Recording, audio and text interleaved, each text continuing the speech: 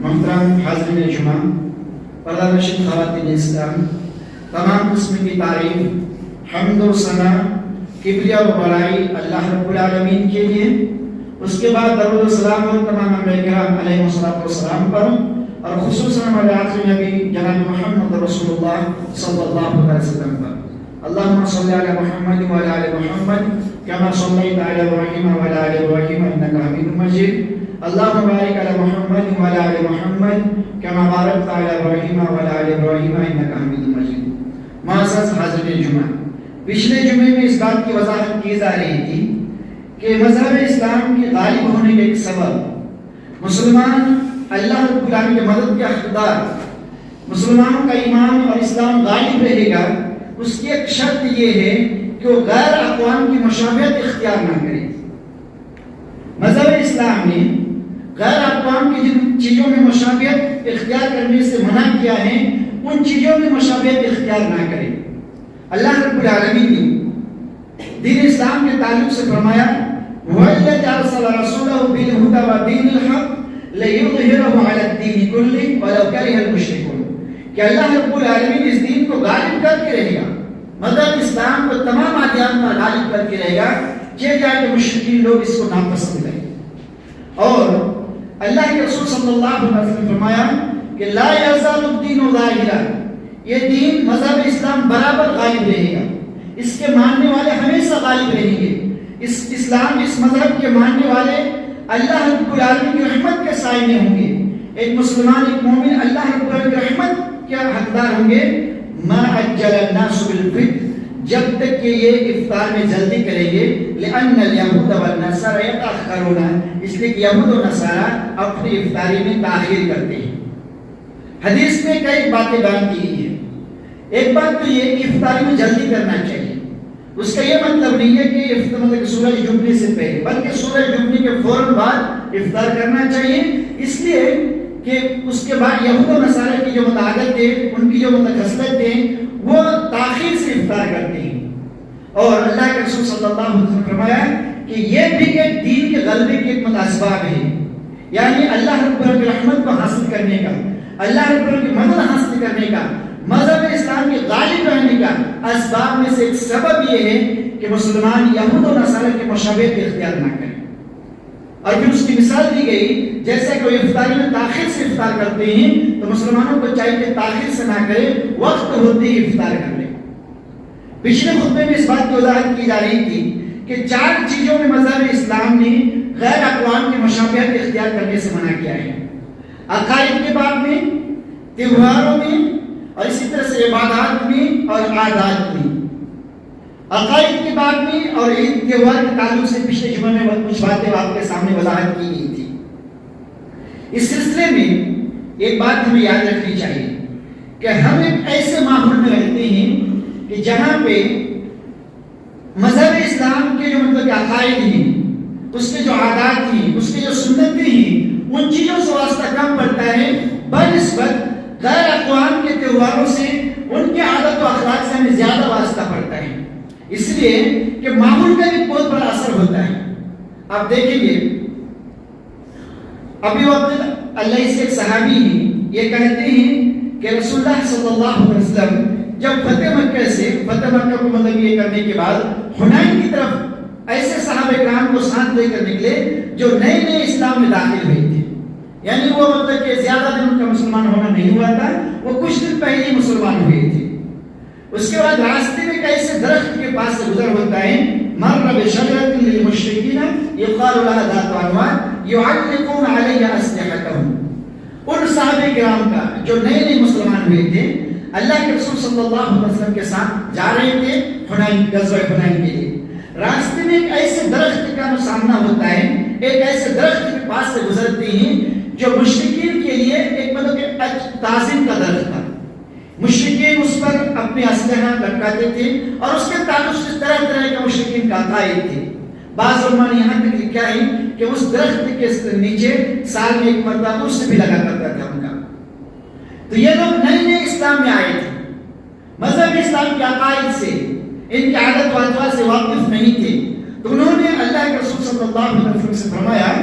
کہ اجعل لنا ذات انوات کما لهم ذات انوات، کہ اللہ کے رسول جیسے کفار مشرکین کے اس طرح کے درخت ہیں اور اس درخت کے تعلق سے بہت سارے عقائد اس رکھتے ہیں، تو ہمارے یہاں ایسا کیوں نہیں کر دیتے؟ ہمارے کسی ایک درخت کو اس طرح خاص کیوں نہیں کر دیتے؟ کہنے کا مطلب یہ ہے، یہ باتیں جو انہوں نے کہی اس کی وجہ یہ تھی کہ ایسے ماحول سے آئے تھے کہ جہاں کے لوگ اللہ کے علاوہ سینکڑوں معبودان باطلہ کی پرستش کرتے تھے اور ان سے طرح طرح کی نفع اور امید اور نہ جانے کیا کیا واسطہ اس سے رکھتے تھے۔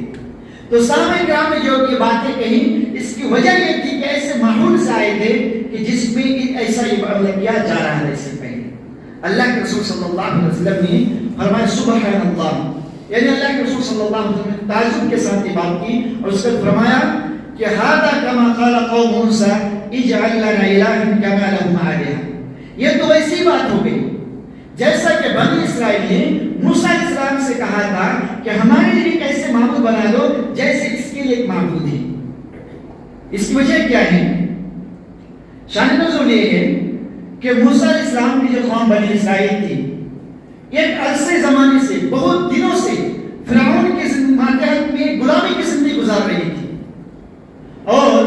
ان کی زندگی غلامی کی زندگی گزارتے گزارتے ان کی ذہنیت بھی ویسی ہو چکی تھی، ان کا بھی جو اٹھنے بیٹھنے کا، ان کی جو سوچنے کا، ان کی جو فکر تھی، یہ سب کچھ اسی جیسا ہو چکا تھا۔ اور محدث لکھتے ہیں کہ فرعون کے یہاں بھی اس وقت گائے کی عبادت کا رواج تھا، بچڑے کی عبادت کا رواج تھا۔ موسیٰ علیہ السلام جب بنی اسرائیل کو لے کر نکلے اور اللہ رب العالمین نے سمندر سے اس کو پار کرا دیا سمندر میں، اور فرعون کو ان کی نظروں کے سامنے غرق کر دیا، ڈبو دیا، اس کے باوجود وہ جب ایک ایسی بستی میں آئے جہاں پہ گائے کی عبادت ہو رہی تھی، وہ لوگ گائے کی مطلب یہ مجسمہ بنا کر اس کی عبادت کر رہے تھے، تو بنی اسرائیل نے فوراً موسیٰ علیہ السلام سے کہا کہ آپ ہمارے لیے ایسا کیوں نہیں معبود بنا دیتے؟ جبکہ سوچنے کی بات یہ ہے کہ ایک عرصے سے تنگ اور غلامی کی زندگی، ذلت اور رسوائی کی زندگی گزار رہی تھی وہ قوم، لیکن پھر فوراً جو اللہ رب العالمین ایسی اس کو اس وقت عذاب سے اسے نجات دیتا ہے، تو پھر ایک گائے کی عبادت کرتے ہوئے دیکھتا ہے تو موسیٰ علیہ السلام سے وہی بات کہہ دیتا ہے۔ وجہ اس کی ہے کہ انہوں نے اس سے پہلے غلامی کی زندگی گزار رہا تھا تو بہت سارے لوگوں کو یہ عمل کرتے ہوئے دیکھا تھا۔ حدیث کو آپ کے سامنے بیان کرنے کا مقصد یہ ہے کہ ماحول کا بھی اثر ہوتا ہے، اس لیے ہمیں اس بات کی مدد یہ کرنی ہے، سوچ و فکر کرنی ہے، ہمیں اپنے اعمال کا جائزہ لینا ہے کہ کہیں ایسا تو نہیں ہے کہ ہمارے شادی بیاہ میں، ہمارے معاملات میں، ہمارے اٹھنے بیٹھنے کے چک میں، ہمارے ملنے جلنے کے چال چلن میں، ان ساری چیزوں میں کہیں ایسے تو نہیں ہے کہ ہم نے غیر اقوام کے معاملات کو اپنا لیا ہے اور مذہب اسلام کے تعلق سے اس کی جو سنتیں ہیں، اس کا جو حکم ہے، اس کو ہم نے اب تک جاننے کی کوشش نہ کی ہو۔ اس لیے کہ ہندوستانی ماحول میں خاص کر کے ہم اور آپ جس ماحول میں رہتے ہیں، ایسی چیزوں کا بہت زیادہ ہی امکان ہے۔ اس کے بعد عبادت کے تعلق سے اگر بات کریں، مذہب اسلام نے عبادت کے معاملے میں غیر اقوام کی بھی مشابہت اختیار کرنے سے منع کیا ہے، اور اس سلسلے میں عبادت کے تعلق سے دو طرح کی عبادتیں ہو سکتی ہیں۔ ایک عبادت تو وہ ہے کہ جس کا مذہب اسلام سے کوئی رواج نہیں ہے، مذہب اسلام میں اس کا کوئی ثبوت نہیں ہے، لیکن غیر مذاہب میں اس کا یہ ملتا ہے، اور وہ چیزیں لیکن غیر مذاہب کا ہی ہے، مذہب اسلام سے کوئی واسطہ نہیں ہے۔ مثال کے طور پر رہبانیت کا معاملہ ہے، ترک دنیا کا معاملہ ہے، یعنی دنیا کو بالکل چھوڑ دینا، دنیا کے لیے بالکل کچھ نہ کرنا، اور اس کا یہ ہے اللہ رب العالمین نے سورہ حدید میں فرمایا وَرَهْبَانِيَّةً ابْتَدَعُوهَا مَا كَتَبْنَا عَلَيْهِمْ، عیسائیوں کے تعلق سے ہے کہ عیسیٰ علیہ السلام کے گزر جانے کے، عیسیٰ علیہ السلام کے جانے کے بعد اللہ رب العالمین نے عیسیٰ علیہ السلام کو اٹھا لیا، تو اس کے بعد کچھ ایسے بادشاہ آئے جنہوں نے انجیل اور تورات میں تبدیلیاں کر ڈالی، تو کچھ عیسائیوں نے اپنے ایمان کو بچانے کے لیے انہوں نے پہاڑوں اور جنگلوں میں جا کر ٹھکانہ لیا کہ تاکہ ہمارا دل پاک و صاف رہے اور اس پہ خلط ملط نہ ہو جائے۔ اس وقت تک تو یہ عمل ٹھیک تھا، لیکن اس کے بعد کے لوگوں نے یہ عقیدہ بنا لیا کہ جب تک ایک انسان بالکل دنیا کو ترک نہیں کرے گا تب تک وہ اللہ رب العالمین کے حکم کے مطابق زندگی نہیں گزار سکتا۔ اللہ رب العالمین نے فرمایا کہ وَرَهْبَانِيَّةً ابْتَدَعُوهَا مَا كَتَبْنَا عَلَيْهِمْ، ہم نے ترک دنیا کے انہیں مطلب حکم نہیں دیا تھا، عیسائی نے خود اس چیز کو ایجاد کیا تھا۔ اور اس سلسلے میں بعض صحابہ کرام کے تعلق سے بھی مطلب دل میں ایک خیال آیا ترک دنیا کے تعلق سے، ان کا مقصد ایک تھا ان کا بھی کہ اگر ہم دنیا کی زندگی میں مست و مگن ہوتے ہیں تو زیادہ سے زیادہ نیک اعمال نہیں کر سکتے ہیں. تو اللہ کے رسول صلی اللہ علیہ وسلم کے پاس جب یہ خبر پہنچی تو اللہ کے رسول نے فرمایا اما واللہ انی لا اخشاکم للہ واتقاکم اللہ، میں تم میں سب سے زیادہ اللہ سے ڈرنے والا ہوں، سب سے زیادہ میرے دل میں اللہ کا ڈر ہے. اس کے باوجود میں روزہ بھی رکھتا ہوں اور افطار بھی کرتا ہوں، اسی طرح میں نے شادی بھی کی ہے، میں رات کو سوتا بھی ہوں. فمن رغب عن سنتی فلیس منی، جنہوں نے دنیا کو بالکل ترک کر دیا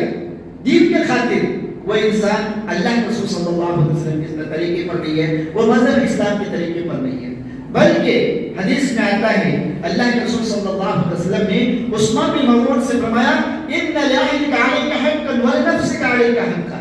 تم پر تمہارے نفس کا بھی حق ہے، تم پر تمہارے اہل و عیال کا حق ہے، اس لیے سب کو حق دینا ہے. یہ جو ترک دنیا کا یہ ہے، رہبانیت اختیار کرنا ہے، دنیا سے ایک دم مطلب اپنے آپ کو بے فکر کر لینا ہے، یہ مذہب اسلام کی تعلیم نہیں ہے، یہ مذہب اسلام کی عبادت نہیں ہے.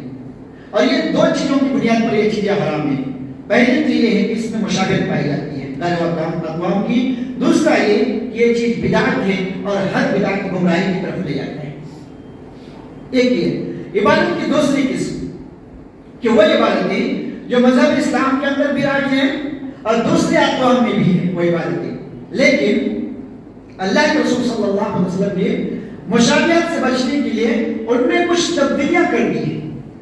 وہ عبادتیں مذہب اسلام میں بھی ہیں اور غیر اقوام میں بھی ہیں، لیکن اللہ کے رسول صلی اللہ علیہ وسلم نے ان کے اندر تفریق ڈفرنس لانے کے لیے، ان کی مشابہت سے بچنے کے لیے اللہ کے رسول صلی اللہ علیہ وسلم نے ان میں کچھ تبدیلیاں کر دی ہیں. ہمیں ان تبدیلیوں کا بھی خیال رکھنا ہے. مثال کے طور پر اذان کے تعلق سے دیکھیے، حدیث میں آتا ہے کہ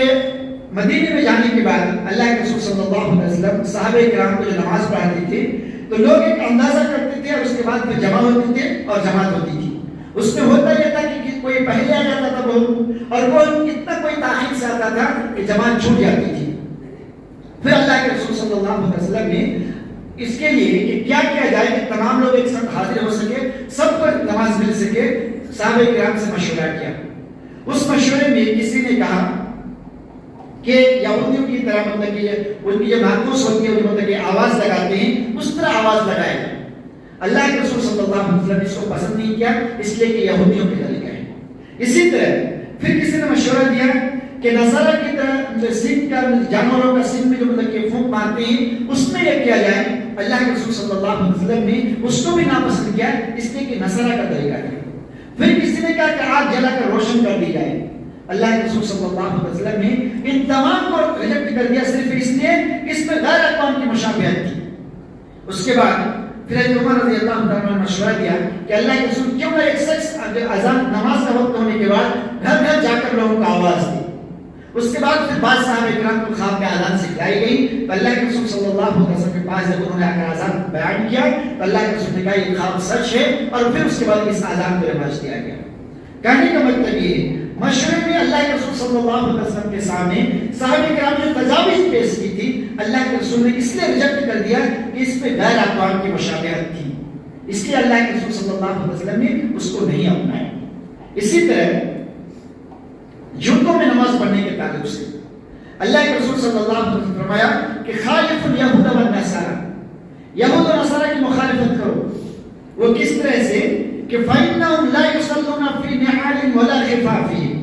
وہ جو ہے اپنے جوتوں میں اپنے موضوع میں نماز نہیں پڑھتے ہیں تو تم نماز پڑھ کر ان کی مخالفت کرو. اس لیے اگر آپ ایسی جگہ میں نماز پڑھ رہے ہیں جیسے خصوصاً فیلڈ وغیرہ میں کہیں باہر نماز پڑھنے کا موقع ملتا ہے اور جوتا پہن کر نماز پڑھنے میں دوسروں کو تکلیف ہونے کا امکان بھی نہیں ہے، تو وہاں پہ اس سنت رسول کو زندہ کرنے کے لیے ایک مسلمان کو جوتے پہ بھی نماز پڑھنا چاہیے. تو کہنے کا مطلب یہ ہے اللہ کے رسول صلی اللہ علیہ وسلم فرمایا کہ خالف الیہود والنصارى، یہود و نصارہ کی مخالفت کرو. فإنهم لا يصلون في نعال ولا خفاف،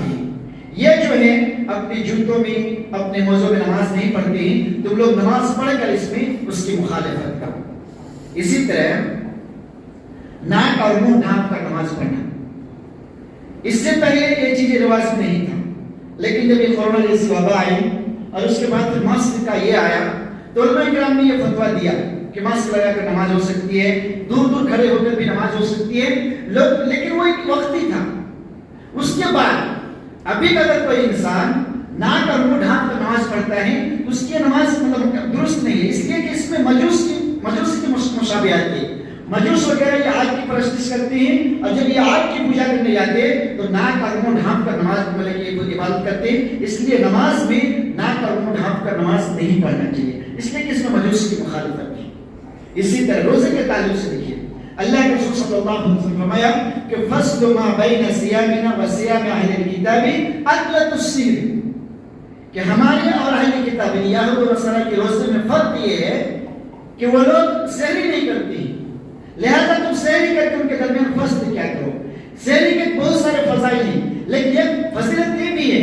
کہ ایک انسان جب سحری کر کے، ایک مومن جب سحری کرتا ہے روزے میں، تو اس میں اہل کتاب کی یہود و نصارہ کی مخالفت ہوتی ہے اور اس کی مشابہت سے بچتا ہے، اور اللہ کے رسول صلی اللہ علیہ وسلم نے اس چیز کا حکم دیا ہے۔ اسی طرح محرم میں عاشورہ کے روزے کے تعلق سے اللہ کے رسول صلی اللہ علیہ وسلم نے فرمایا کہ لئن بقیت الی قابل لاصومن من التاسع، اور دوسری روایت میں ہے کہ صوموا التاسع والعاشر وخالفوا اليهود، کہ محرم کا جو روزہ ہے یہود و نصارہ بھی اس روزہ کو رکھتے ہیں، لیکن تم اس کی مخالفت اس طرح سے کرو کہ وہ صرف 10ویں محرم کا روزہ رکھتے ہیں، لیکن تم 9 اور 10 دونوں کا روزہ رکھو۔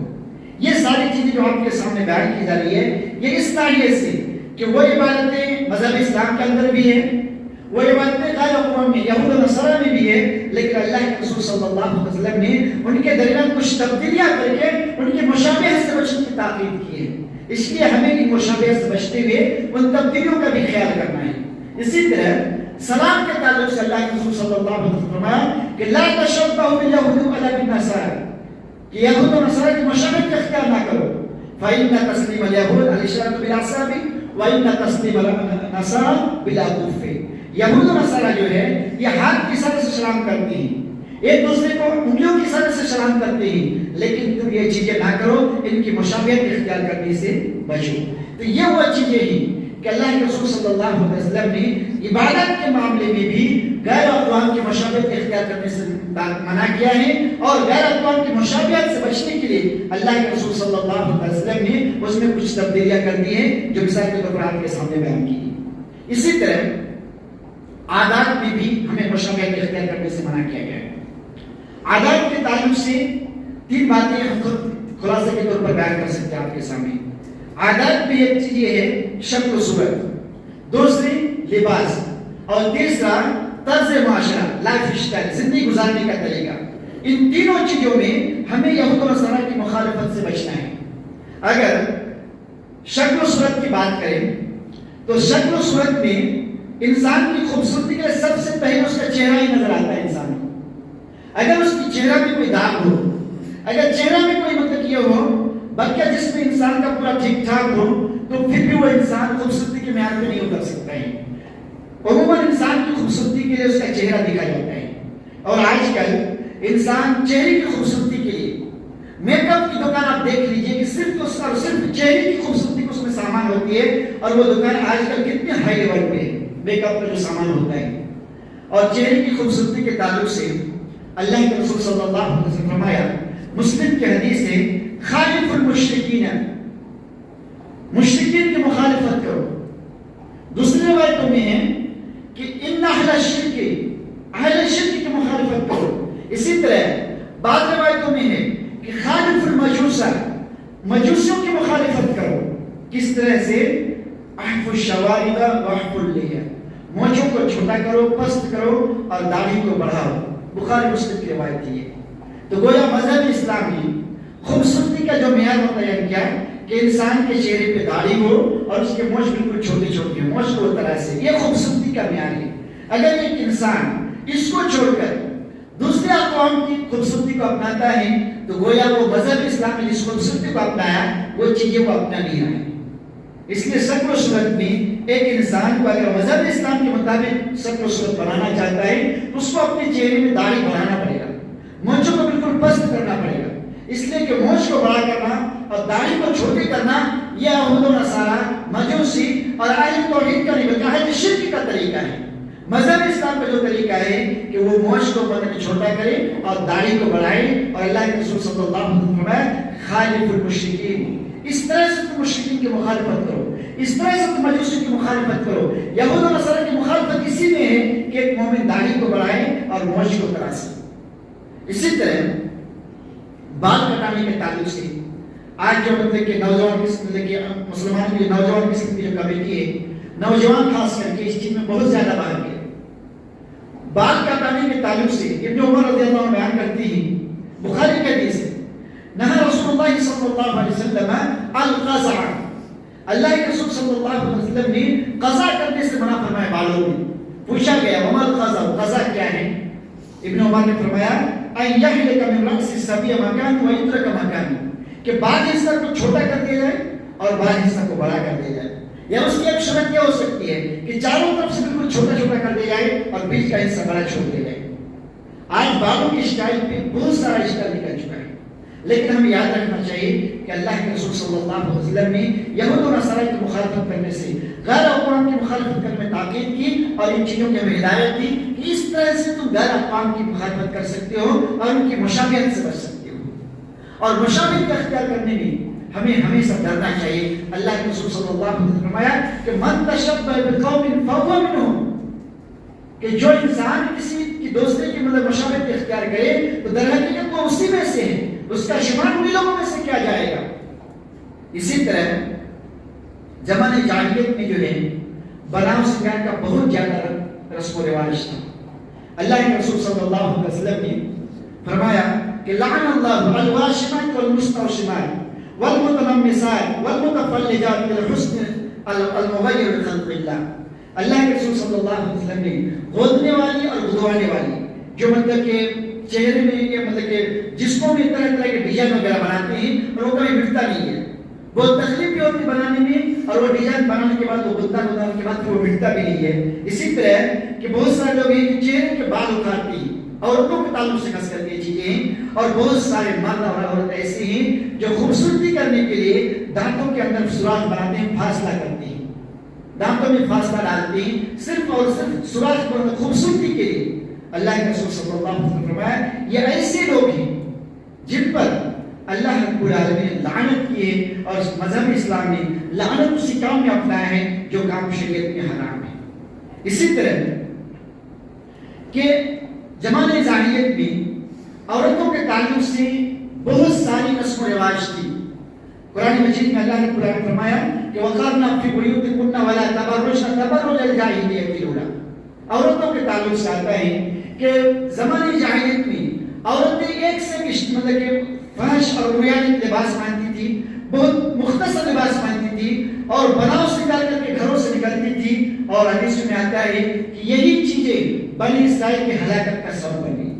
لہذا ہمیں خود بھی ان چیزوں سے بچنا ہے اور اپنے خواتین کو بھی ان چیزوں سے بچنا ہے، اسی میں قوم کی خیریت ہے، اسی میں قوم کی فلاح اور بہبودی ہے۔ اور لباس کے تعلق سے آتا ہے اللہ کے رسول صلی اللہ علیہ وسلم نے ایک مرتبہ عبداللہ بن عمرو بن العاص رضی اللہ عنہ کو وعليه ثوبان معصفران فقال هذه ثياب الكفار فلا تلبسها، نسائی کی حدیث ہے اللہ کے رسول صلی اللہ علیہ وسلم نے ایک مرتبہ عبداللہ بن عمرو بن العاص رضی اللہ عنہ کو دو سرخ ایک دم لباس میں، ایک دم لال قسم کے لباس میں، زعفران رنگ کے لباس پہنا ہوا دیکھا تو اللہ کے رسول صلی اللہ علیہ وسلم نے فرمایا کہ اس کو مت پہنو، یہ جو رنگ ہے یہ کفار کا ہے، اس لیے اس میں مشابہت پائی جاتی ہے، لہذا تمہیں ان چیزوں سے بچنا چاہیے۔ یہ حدیث آپ کے سامنے لانے کا مقصد یہ ہے کہ ہمارے دین اس وقت غالب رہے گا، ہمارا ایمان اسی وقت مضبوط رہے گا، ہمارے اولادوں کے اندر اسی وقت مذہب اسلام کے عقائد اور ان کے رسم و رواج اور وہ ان چیزوں سے محبت اسی وقت کرے گا جب ہم خود غیر اقوام کی مشابہت اختیار کرنے سے نفرت کریں۔ ورنہ اگر ہم خود غیر اقوام کی مشابہت اختیار کریں تو ہمارے بچے اس چیز کو ہمیں دیکھ کر سیکھ جائیں گے۔ غیر اقوام کو دیکھ کر تو دور کی بات ہے، گھروں سے ہی غیر اقوام کی مشابہت اختیار کرنا شروع کر جائیں گے اور وہ چیزیں ان کے اندر بھی آئیں گی۔ اس لیے ہمیں تمام چیزوں میں، خاص کر ان چیزوں میں جن میں شریعت نے خصوصی طور پر منع کیا ہے، غیر اقوام کی مشابہت اختیار کرنے سے اعتراض کرنا چاہیے، حتی الامکان سے بچنے کی کوشش کرنی چاہیے۔ اللہ رب العالمین سے دعا ہے کہ العالمین ہمیں ہر معاملے میں کتاب و سنت کی طرف رجوع کرنے کی توفیق عطا فرمائے۔ الہ العالمین ہم سب کو صحیح